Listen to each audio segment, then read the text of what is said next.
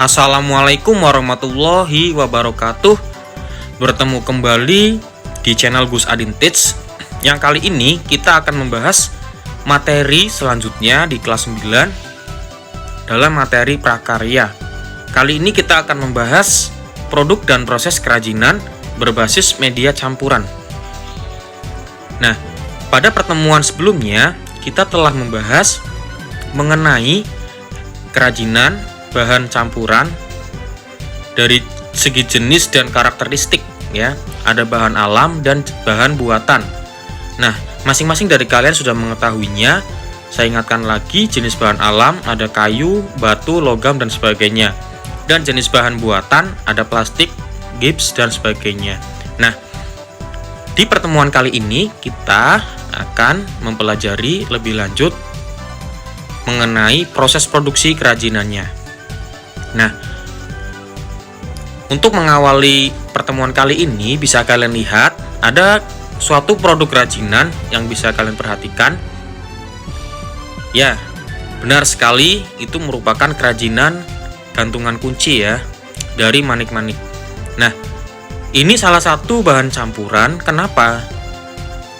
Bisa kalian jelaskan kenapa? Mungkin di sini kok bisa disebut ini suatu kerajinan berbasis media campuran. Ya, mengapa disebut sebagai kerajinan berbasis media campuran? Karena dia menggunakan dua bahan campuran, ada logam dan plastik.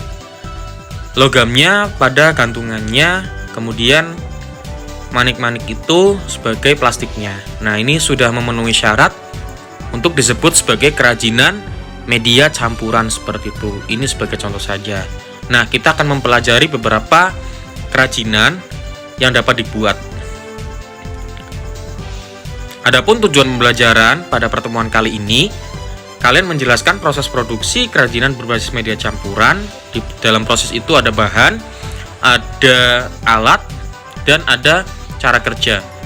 Kemudian yang kedua, kalian merancang kerajinan berbasis media campuran. Ya, tentunya dengan dipandu dengan saya seperti itu. Untuk yang pertama, ada kerajinan campuran, bahan utamanya itu batu. Bisa kalian perhatikan ya.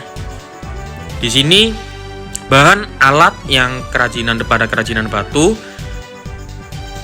harus mendominasi dari produk kerajinan ini, makanya disebut bahan utamanya batu. Pemilihan batu harus disesuaikan dengan rencana pembuatan produk kerajinan. Bahan campuran lainnya adalah kayu, logam, dan sebagainya. Jadi, bahan utamanya batu, bahan tambahannya kayu atau logam. Dan kayu dan logamnya itu, misal dia hanya sedikit, hanya menambahi saja, seperti itu. Tetap tidak melupakan dari bahan utamanya, yakni batu.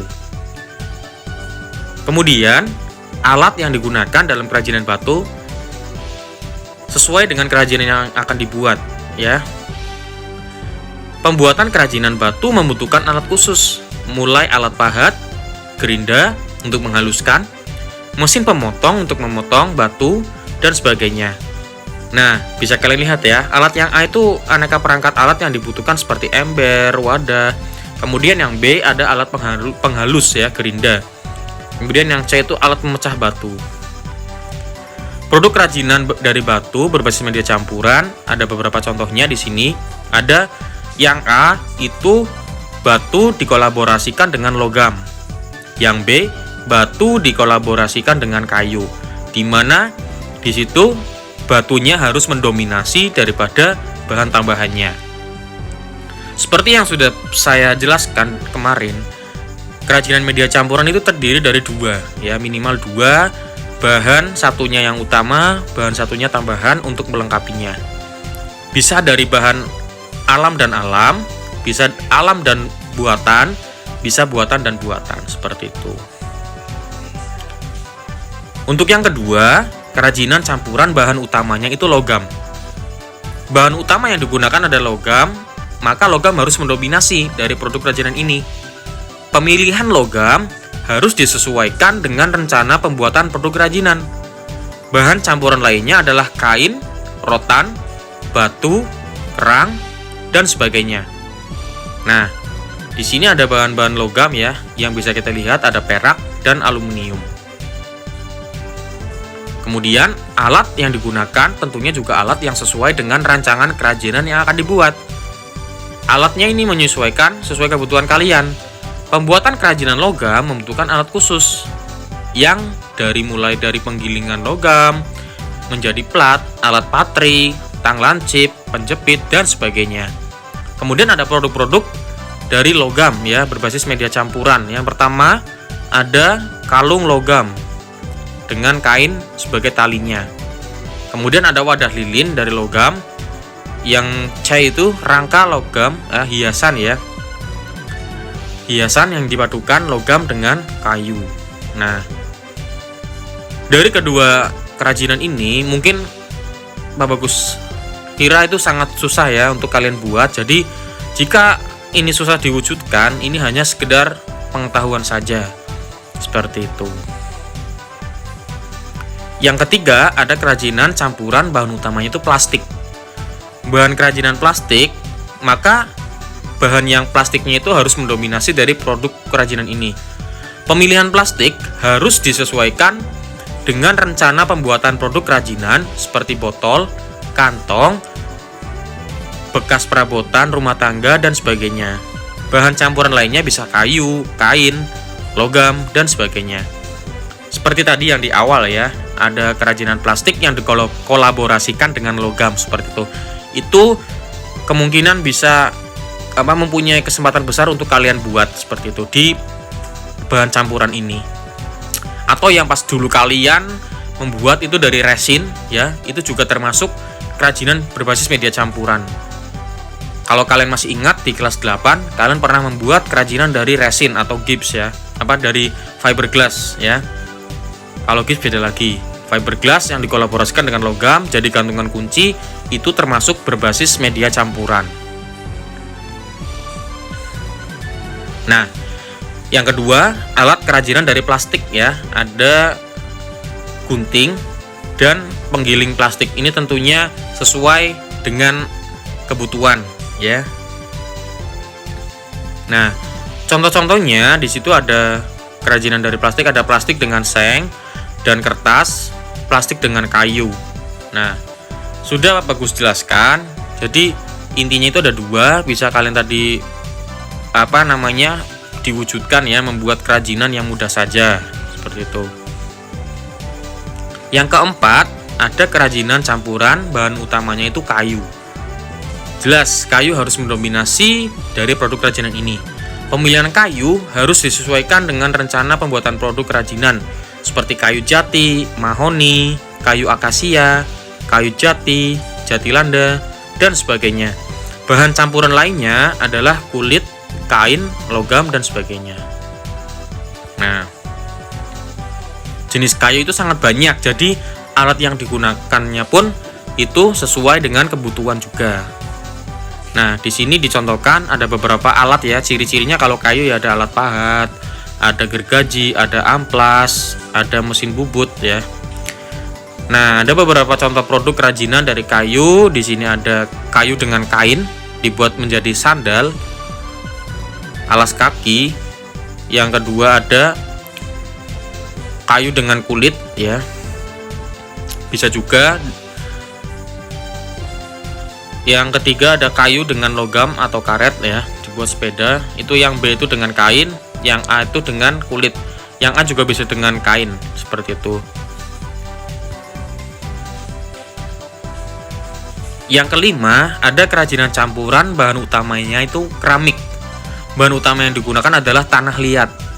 Maka, keramik harus mendominasi dari produk kerajinan ini. Pemilihan tanah liat harus disesuaikan dengan rencana pembuatan produk kerajinannya. Seperti tanah liat stoneware ya. Stoneware itu dia mempunyai daya bakar hingga 1300 derajat Celcius. Tanah liat merah atau earthenware daya bakarnya itu sampai 1000 derajat Celcius. Kemudian ada porselen dan sebagainya. Bahan yang dapat dipadukan atau campurannya itu ada kulit, kain, logam, dan sebagainya. Nah, jadi yang sudah kalian pelajari di kelas 8 mengenai tanah liat itu ada berbagai macam jenisnya ya. dari kandungan kaulinnya, seperti itu. Nah, adapun alat kerajinan keramik yang dapat digunakan sesuai dengan rancangan yang akan dibuat ya. Pembuatan kerajinan keramik tidak membutuhkan alat khusus ya. Yang digunakan adalah butsir, yang A itu ya. Itu butsir, yang B ada roll, yang C ada spoon, yang D itu tali pemotong, yang E alat putar tangan, yang F alat putar kaki, yang G itu ada tungku pembakaran. Nah, adapun produk-produk kerajinannya yang biasa kalian lihat ya, seperti itu ada keramik dipadukan dengan rotan, ada keramik yang dipadukan dengan logam seperti itu, dan masih banyak lah jenis yang lainnya seperti itu. Nah, kita masuk ke aktivitas siswa. Setelah kalian mengetahui kerajinan berbasis media campuran, silakan kalian menentukan mau membuat kreasi kerajinan seperti apa. Ini benar-benar harus diperhatikan. Membuat kerajinan berbasis media campuran sesuai dengan bahan yang tersedia di lingkungan tempat tinggal. Yang pertama, kalian pilih salah satu bahan yang akan kalian buat. Saya berikan contoh yang mudah ya. Di sini ada plastik dengan logam, dibuat menjadi gantungan kunci yang seperti tadi, yang manik-manik. Kreasinya bebas, terserah. Kemudian batu dengan logam dibuat menjadi aksesoris. Kayu dan logam bisa dibuat gantungan kunci, di mana kayunya utama sebagai bahan utama bisa diukir inisial kalian ya, seperti itu dan sebagainya. Boleh campuran bahan alam dan alam, buatan dan buatan, maupun bahan alam dan buatan.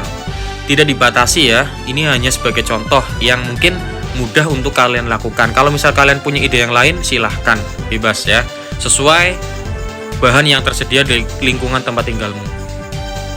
Yang kedua, silakan kalian tuliskan judulnya apa yang kalian buat, alat yang digunakan apa saja, bahannya apa saja, langkah kerja yang kalian lakukan.